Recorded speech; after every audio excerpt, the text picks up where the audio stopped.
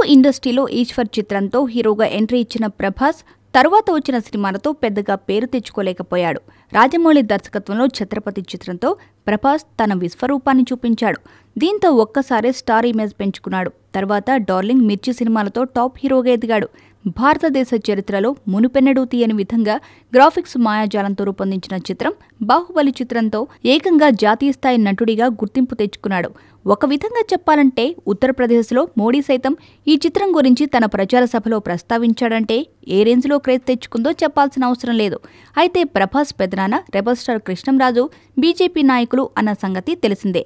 బాహుబలితో ప్రభంజనం సృష్టించిన ప్రభాస్పై భారీ ఎత్తున కుట్ర జరుగుతోందట. బాహుబలితో వరల్డ్ వైడ్గా ఖ్యాతి గడించాడు కాబట్టి అతన్ని రాజకీయంగా ఉపయోగించుకోవాలని భారతీయ జనతా పార్టీ భావిస్తోందట.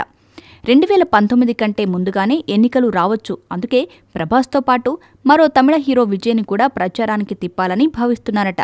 ప్రభాస్కు దేశవ్యాప్తంగా క్రేజ్ ఉంది కాబట్టి కొంతవరకు అడ్వాంటేజ్ అవుతుందని నమ్మకంగా ఉన్నారు. కాకపోతే ప్రభాస్కి మాత్రం రాజకీయాలంటే బొత్తిగా ఇష్టం లేదట. గతంలోనే కొద్ది రోజులు పార్టీ వ్యవహారాలు చూసి ఈ రాజకీయాలు వద్దు పెద్దనన్నా, నీకు దండమంటూ చేయెత్తి మొక్కాడట. కానీ ఇప్పుడు ప్రభాస్కున్న క్రేజ్తో మళ్లీ రాజకీయాల్లోకి లాగడానికి సన్నాహాలు చేస్తున్నారట. మరి ప్రభాస్ ఎలా రియాక్ట్ అవుతాడో చూడాలి.